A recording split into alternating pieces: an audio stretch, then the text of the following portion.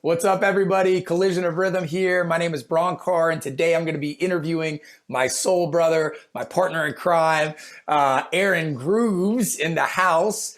And Oh yeah. yeah, and we're going to be talking about tap dancing. So, for many of you, you know that Aaron is a beast on the tap dancing and a glorious beast, a beautiful beast on the tap dance. But I just want to talk about the art of tap dancing, the history of tap dancing, my man. So, tell us, how did you discover this incredible art form called tap dancing? I discovered it partially by accident, but when I was a kid, I had these shoes that I wore to church shoes as we call them, and they had hard soles on the bottom. So when I walked on a hard floor, they made sound. And when I was a kid, I remember I have lots of memories of me just playing with the sounds of these shoes. And over a few years, I had developed a couple of simple patterns. There was one where I would walk and I'm like, shik it doom, shik it doom, shik it doom, shik it doom. And I remember a few years later, maybe in middle school or high school, I'd kind of created this way to walk where I shik it doom, shik it doom, and I would use my hand on my thighs to fill in the extra two triplets that I couldn't make with my. And I also remember seeing, I'm 99% positive that it was Sammy Davis Jr. that I saw on TV as a kid at some point, and I don't remember exactly what the event was, but it's stuck in my brain for the rest of my life. So when I finally got to college and there was a tap dance program at the college, I went over and asked them if I could take tap dance lessons. And I met my first teacher there, Steve Z. He's from the Bay Area and he's a phenomenal tap dance. He's one of the masters in the industry. And he became a really good friend of mine. And from there, I just got more and more into it, started taking more classes. And yeah, I started discovering like the actual world of tap dance once I met Steve Z, and then my first tap dance friend, Sarah Reich, who I met at a jazz club.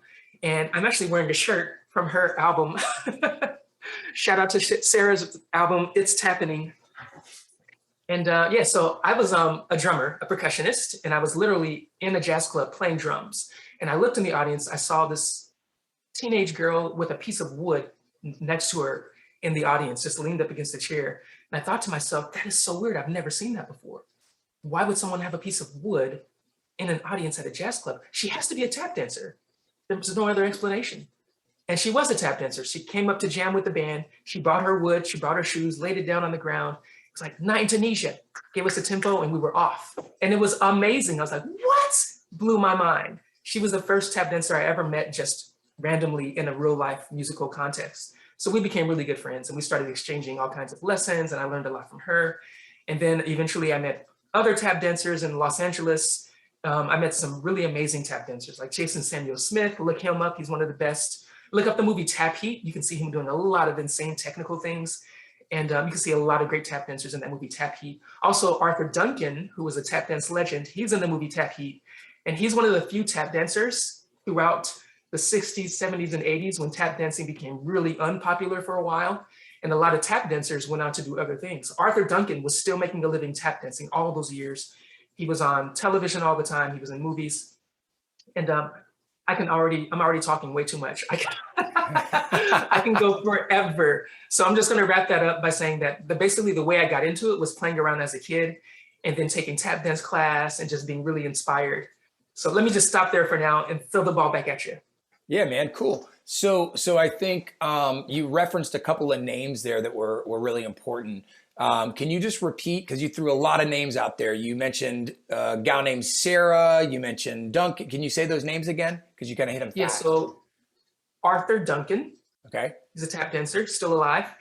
Sarah Reich is one of my friends. She's a younger tap dancer, but she's been all over the world. She teaches, she has a couple of her own projects set up where she's doing outreach and teaching other tap dancers around the world. Okay. She also worked and toured with Postmodern Jukebox, who a lot of you might recognize. I mentioned Steve Z from the Bay Area. He lives in Los Angeles now and he teaches around the area. He's also performed a lot with many different ensembles. Jason? Jason Samuel Smith, thank you. One of the greatest tap dancers of our generation. And I actually use his tap dance shoes made by Block, Jason Samuel Smith model. And I can mention a couple of other tap dancers. I don't know, should we get into the little history, a little bit Let's of the history yet? yeah. I'm curious about the history, but I'm really curious as to why you tap dance. Like, why do you tap dance? Ooh, great question. I think for me, I had this really strong desire to be able to make music with my feet. And it's because I started as a percussionist, so I could play rudimental snare drumming, I did marching band, I did mallets, I did all of these things, started learning piano and other instruments. And when I was in college and I started seeing more tap dancing or thinking about it more, especially when I signed up for that tap dance class, I said to myself, I really want to be able to express myself musically with my feet. And it was almost a practical use case because as a drummer, you have to get to the gig early, you have to strap the drum, you have your rug, you tie everything down, set everything up. You know what it's like. You've been a professional drummer for many years of your life. That's And why for I got all, into beatboxing because I got tired of schlepping around a drum kit, bro. exactly. And for me, it was kind of similar. Like I got a small kick drum, like this bebop set. So it was really portable and could fit into my back seat. But after a while, I was like, man, I just want some way I can make some really cool rhythms and interact with these musicians without having to set all of this up. Yes. And having tap shoes and a tap dance board, just a piece of wood on the floor, or just the stage. You just walk in with your tap shoes, put them on, and you can make music. You can solo, you can support other musicians. It's incredible. And for me, since I was already a percussionist, it was really frustrating because I didn't have the technique to just do what I wanted. Like I would think of all these rhythms, but I couldn't do them with my feet. And it was really frustrating for many years. And one day I finally said, you know, I'm going to do whatever it takes. I'm going to take classes. I'm going to audition for companies. I'm going to travel. I have to be able to express myself successfully.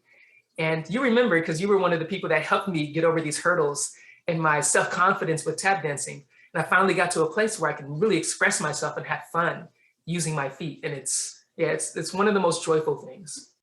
Yeah, let's talk about that a little bit. The self-sabotage or the internal dialogue that I find is one of the biggest roadblocks for pretty much every human being that I've ever interacted with. How have Yeah. you, because I've seen your evolution as being your performance partner for nearly a decade now. You know, I have seen you evolve and to really step into a level of ownership with your tap dancing skills. And can you tell people kind of what that journey has looked like? Maybe something that helped you to step into that ownership, to step into that place of power, and to fully express yourself and call yourself a tap dancer. Yeah, well, there's a couple of things that immediately come to mind. One is the fact that tap dance is a very unique art form in terms of its relationship to jazz. These styles of music are improvisational, they're conversational in nature. And because of that, every great tap dancer has their own style. You don't see two great tap dancers that have the same technique, which is totally different from like classical music, where you really are trying to accomplish a certain type of technique to perform the literature in a certain type of way. And that's part of the goal and that's part of the fun. But in tap dance and in jazz, everyone is just trying to speak in their own language. It's almost like you can tell you can tell who someone is without even seeing them, just by the sound of their voice, or just by the type of speech that they make, or the type of words they use, or their inflections. Tap dance is the same way. I can close my eyes and listen to certain tap dancers and know who it is. And it's really phenomenal. You can do the same thing with great jazz musicians on saxophone or trumpet on piano. You can just know who it is by the way they play, even though it's the same instrument. So that was one thing that gave me a big boost of confidence, was just recognizing that my goal isn't to be as good as Sammy Davis Jr. or tap dance just like Sammy Davis Jr. or be Gregory Hines or be as good as Savion Glover, or to be able to do those time steps up on the balls of my feet like Bill Robinson, as clean and articulate as him with the wooden sole shoes. Like I can't do that, but I can learn a lot from them. I can steal or borrow or learn from them, and then develop my own style, just like a child learns to speak by listening to all these different people speaking. And eventually they can make their own sentences and express themselves however they want to. So for me, just that recognition and that awareness gave me a big boost of confidence. And it also really opened up my world, because I realized I can do whatever I want with these tap shoes. And I remember recently we had a show where I had a broken toe and I went on stage with one tap shoe. It's like, I can still make music and express myself with one tap shoe. And I did. And it was one of my best tap solos ever with one tap shoe. And it's just because I was at this point where my goal was not to be this amazing tap dancer or mimic someone. It was just to tell a musical story to the audience. And I had so much fun tap dancing with one tap shoe. And then I grabbed the other tap shoe and just hit it on the ground with my hand. And I was like, wow, I discovered some new things. So that's one thing I would say to anyone who's interested, not just in tap dance, but any kind of conversational art form. Just remember that you are the person expressing yourself. You can tell your story however you want. And of course, there's a big but that goes with that. The more technique you get, of course, the more you can do. Just like the more words I have, the more ways I can express myself. So there's always value to learning more technique, becoming more efficient, and practicing. Yeah. So I said there was a couple. The other one is just Bronkar. You gave me a lot of support too. I remember when I first was going from like feeling worthy of using the word tap dancer to describe myself.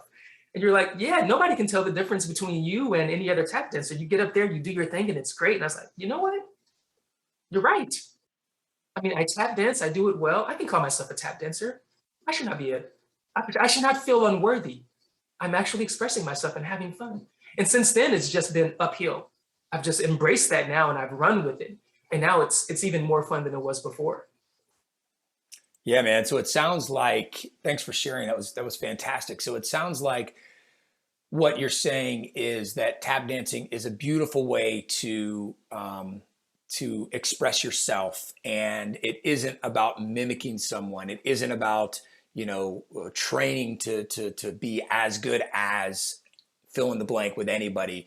It's really an opportunity to express the self. It's really an opportunity to tell a story, which I really like there, which is kind of, I always, giving the gift to the audience member. Why, if somebody's going to show up and give us their essence, their energy, their time, their most valuable resource, which is their time, right? Then we've got to be giving them a gift. And so the gift that you're giving them is, hey, this is a story. Hey, this is self-expression. Hey, this is fun and exciting and engaging. And then I would ask you too, how would you encourage the listeners here to, if they wanted to explore a little bit of tap dancing themselves, because you got into it as a child without even owning tap shoes or anything. And so you were inspired by that. If someone listening here is wanting to try tap, but they maybe don't have access to a tap studio, or they just don't have the resources, how could they start exploring just for fun on their own? Yeah, well, one thing that's important to just say to everyone is you don't have to have tap dance shoes to tap dance. Tap dance is literally just making rhythms with your feet. And as long as you have something that you can hear yourself on, it will be more fun. So I have had moments when I've been tap dancing or warming up and I couldn't hear myself. So you do want to hear yourself. And I always tell my tap dance students, if you're going to tap dance at home, make sure you get permission from your parents. Because you dance on a certain floor and you get scuff marks or you scratch it up, could get in trouble. So just make sure it's okay on the floor. I've seen people put bottle caps in their shoes, or here's a really common one that's really easy to do. Tape some pennies to one underneath the toe and one underneath the heel. And then you can hear those coins, or pennies or dimes or nickels, or whatever it is. Some coins, that is enough just to get a sound, and you can have a lot of fun with those. Cramp rows, dig brush step heels, basic time steps, even some simple slides. You can do a lot of things with just coins taped to the bottom of your shoe. So you don't have to have rubber banded around. You don't have to have a lot of money. You just have to have a little money. You don't have to buy expensive shoes. Or get creative. Yeah. Find something other than coins. That's the thing. And here's another thing that happened to me recently. My first trip to New Orleans a few years ago now. I was down in New Orleans walking around, and I got to this one place where I saw some kids tap dancing in the street for money. But they weren't wearing shoes. They had makeshift something. They had regular street shoes, but they had put some bottom of it, looked like maybe bottle caps and something on the bottom. And I couldn't even tell how attached it to their shoe. And they clearly weren't doing traditional tap dancing, because I had never seen what they were doing. It was kind of this cool rhythmic vocabulary they just created themselves. And there was another kid like a couple of blocks down doing a similar thing, but his style was a little bit different. And to me, it was like seeing the evolution of tap dance from scratch. What? This is incredible. These kids have never taken a tap dance class. They don't have tap dance shoes, but they are tap dancing. They've invented their own style and their own vocabulary for tap dancing. It blew my mind. They didn't even have shirts on. New Orleans was the first place where I've ever seen like a kid walking around in the street, no shirt, but a trombone in his hand. It's so common for people to just make music in New Orleans. And it's very communal there. So And there's a now, community of people just making music. yeah, man, that's great. And now, real quick before we wrap up, I just want to give a quick shout out to some of the original tap dancers, because I know you dropped a couple of names there, but some of just quickly in a few seconds here, some of the original tap dancers, because now you're referencing this New Orleans experience you had. You also referenced some more modern tappers that you met in the LA area. And then, and what about just a quick shout out to some of the originals that inspired you and Yeah. many others? Thank you for that invitation. So I'll just list a few that you should definitely be aware of and know of. Bill Robinson, nicknamed Mr. Bojangles. His birthday is National Tap Dance Day. So look him up. The Nicholas brothers, you should be aware of them. You should be aware of Fred Astaire for sure. He was very influential. You should be aware of Eleanor Powell. She was one of the, if you watch some Eleanor Powell videos, she will blow your mind. Some more, there's so many. Bill Bailey, look up Bill Bailey. Look up Arthur Duncan, I mentioned his name before. Look up the Four Step Brothers. They're a group, they had some amazing vocabulary and contributed a lot to the, look up Baby Lawrence and Sammy Davis Jr. They're more bebop artists when jazz shifted and they went with it and introduced this entire new style. Of course, look up Gregory Hines, Sammy Davis Jr. if you haven't already, Savion Glover, the Happy Feet guy, and I guess I'll stop there for now. But yeah, lots more to come. Yeah, lots more, man. Well, you're so passionate about it. It's really fun to talk to you about, this particular art form. And, I think anybody listening to this, it's like, whether you care about tap dance or you don't care about tap dance, or either which way, hearing Aaron talk, hearing you talk, man, it's so fun to hear somebody that's passionate. And I could listen to you talk about it all day. And I do, we talk about it a lot, but like. We do talk about it all day. Yeah, But it is funny because some of my friends who are just as passionate, but have been in it for so long and they know so much. It's incredible listening to them. So yeah, the discussion goes really deep. yeah, but for the sake of this video, we're going to wrap up. There's a lot of great reference points here for everybody listening. Make sure to throw something in the comments here. Let us know what really resonated with you out of this video, and then what you want to see more of from us here with Collision of Rhythm as we interview each other, which is really exciting for us and very fun because we're best friends and we love to just unpack each other's stories and support each other on our own individual journeys as well as collectively. But also in the comments, if you have any questions specifically on tap dance, please put them in there. We respond to them. So let us know, and have an amazing day. Subscribe and like our channel and all that jazz. And Bronkar and Aaron and Collision of Rhythm are out. Yeah.